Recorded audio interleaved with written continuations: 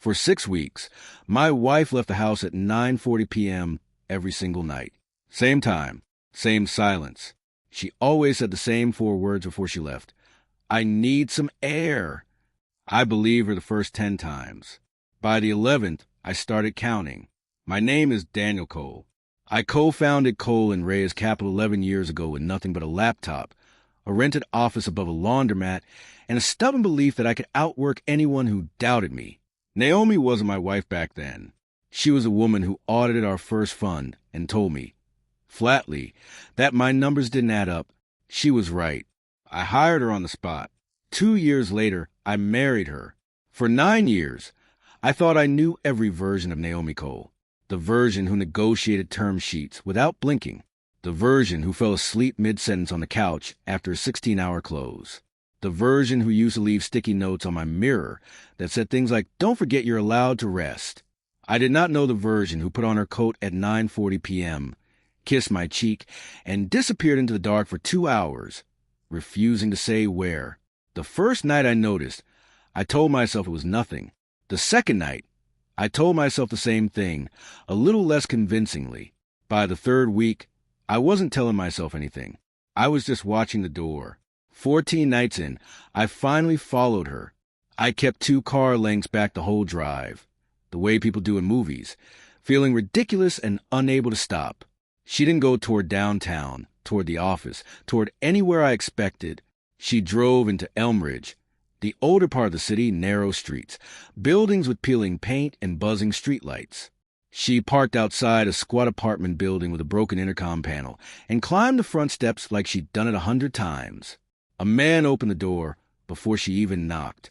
He was maybe 60, gray stubble, a cardigan too big for his frame, the kind of face that looked like it used to be handsome before something wore it down. He said something I couldn't hear. She laughed, that real laugh, the one I hadn't heard from her in months, and stepped inside. The door closed. I sat in my car for 40 minutes. I didn't go up.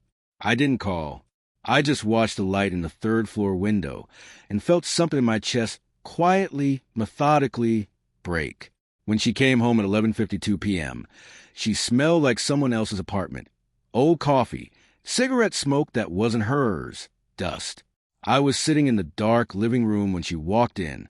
"You're still up," she said, startled. "Where were you?" "Just out, getting air."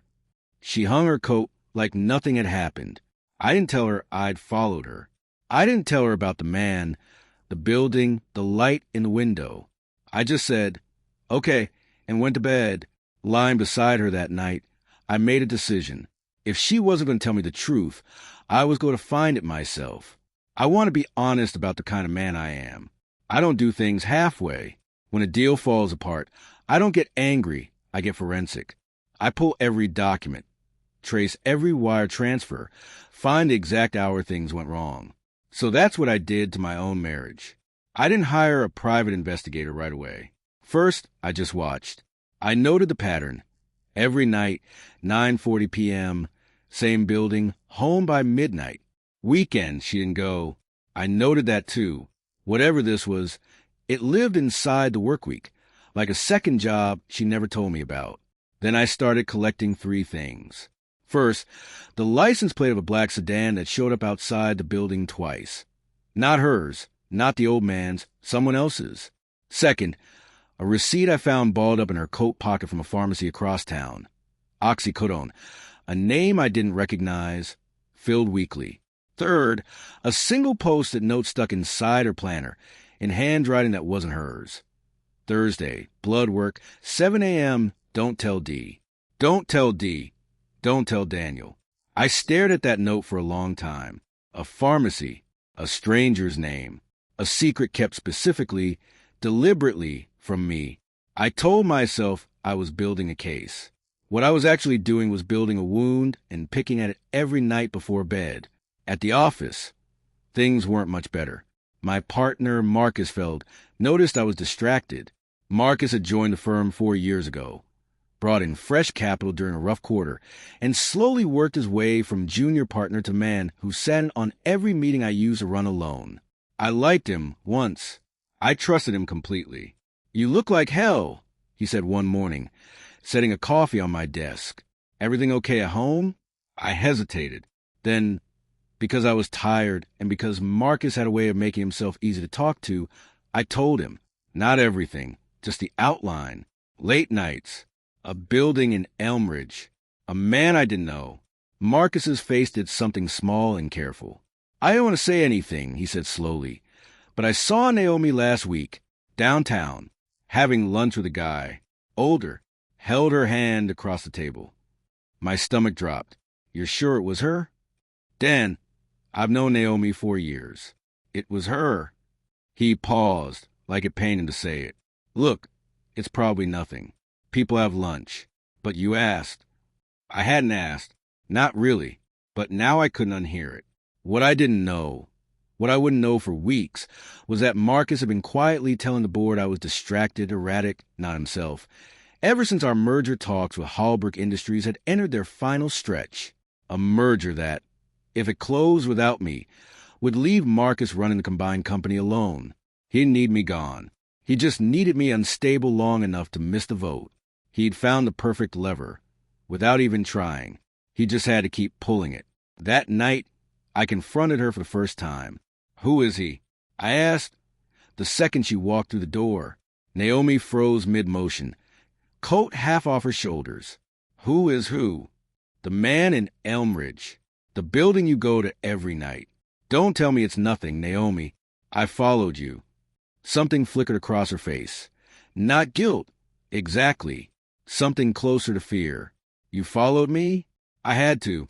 You've been lying to me for a month. I haven't lied, she said too fast. You said you were getting air. I am out.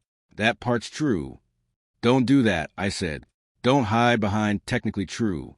Who is he, Naomi? She opened her mouth, then closed it. For a long moment she just stood there, coat still half on, like she was deciding something.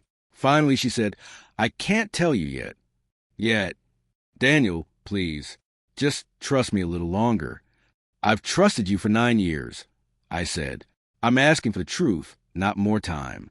She didn't answer. She walked past me into the bedroom and shut the door, not hard, not a slam, just final. I stood in the hallway a long time, staring at the thin line of light under the door, thinking about the sticky note. Don't tell Dee. I didn't sleep that night either. 3 weeks later, Marcus handed me an envelope. I wasn't going to give you this, he said, not meeting my eyes. But you deserve to know before the Hallbrook vote, not after. Inside were photographs, grainy, telephoto, the kind a cheap PI takes from a car across the street. Naomi and the older man, sitting close on a park bench. Naomi's hand on his knee. Naomi laughing, her head tilted toward his shoulder in a way that looked, from that angle, unmistakably intimate. I felt something in me go very quiet and very cold. Where did you get these? I asked. Doesn't matter. What matters is what you do with them. Marcus's voice was gentle, almost sorrowful. Dan, I know this is the worst possible timing, with a vote in 9 days. But I'd rather you know the truth than walk into that boardroom distracted, wondering. I didn't ask myself that day why my business partner had hired someone to photograph my wife. I was too busy staring at a photo of her hand on a stranger's knee. That was the whole design. Marcus didn't need me to believe a lie. He just needed me too broken to check if it was true. That night I packed a bag. I didn't wait for her to come home. I left a note on the kitchen counter. 3 lines, no more. I know about the money. I know about the meetings. I don't need the details anymore. I checked into a hotel 11 blocks from our house and didn't answer her calls. She called 4 times that night. I watched the screen light up each time and let it go dark again. The next morning, my phone had one new message. Not from Naomi. From a number I didn't recognize. This is Grace, from Riverside Hospice. Your wife asked me to call in case you weren't answering her. She said to tell you, it's not what you think, and please come to 214 Larkspur before you do anything you'll regret. Also, she said to tell you Thomas doesn't have much time. Thomas, the name from the pharmacy receipt. I read the message 4 times. Hospice, not a hotel room, not an affair. A hospice. I sat on the edge of that hotel bed for a long time before I picked up my keys. 214 Larkspur turned out to be the same building in Elmridge, except this time I didn't sit in my car. I climbed the same steps Naomi had climbed for 6 weeks, and I knocked.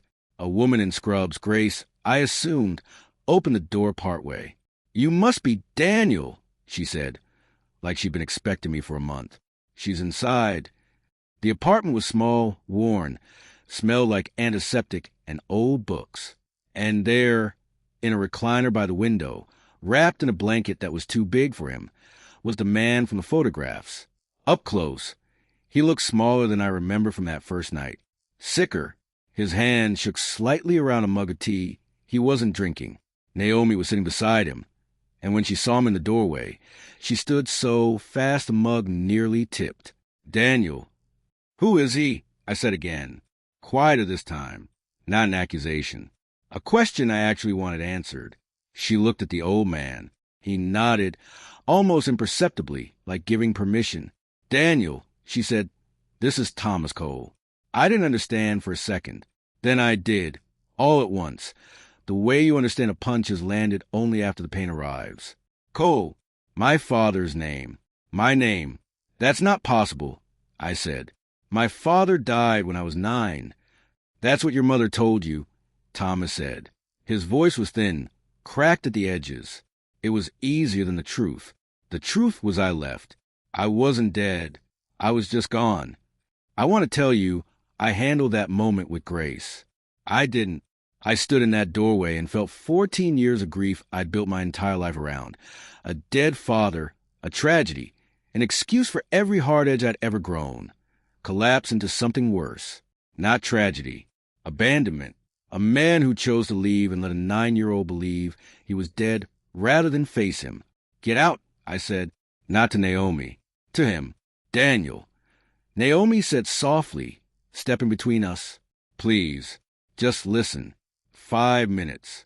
That's all I'm asking, after everything." "After everything?" My voice cracked. "You lied to me for 6 weeks. You let me think." "I know what you thought," she said, and for the first time her composure slipped, her eyes filling. "I know exactly what you thought, because I watched you pull away from me a little more every night, and I couldn't explain why without breaking a promise I made to a dying man." "What promise?" She took a breath. 6 weeks ago, his hospice nurse called our old office line, a number he found in a folder your mother kept from before she remarried. He wanted to see you before he died. I told him no. I told him you'd never agree, that the wound was too old, but he was going to try to contact you himself at your office in front of your colleagues, and I couldn't let that happen to you cold, with no warning. Her voice shook. "So I made him a deal. I'd come instead. I'd get to know him first, find out if this was real or if he wanted something from you. I'd decide if it was safe to tell you. I paid for the hospice upgrade myself, the good room, better care, because Medicaid wasn't covering the pain management he needed. That's the pharmacy receipt you found. That's the money. That's all of it, Daniel. There was never anyone else." I looked at Thomas. He was watching me with an expression I recognized because I'd worn it myself, staring at contracts I already knew I'd lost. The look of a man asking for something he knows he doesn't deserve. "Why should I believe any of this?" I said, but the anger in it had already started to drain out, replaced by something more exhausting. "Because I have 6 weeks of hospital paperwork with your last name on it," Naomi said. "Because I have every receipt. Because I have nothing to gain from any of this, except maybe watching you get 5 minutes with your father before it's too late to have them." She wiped her face with the back of her hand. "And because I'm your wife, and I would never do to you what you spent the last 3 weeks accusing me of." I didn't stay long that first visit.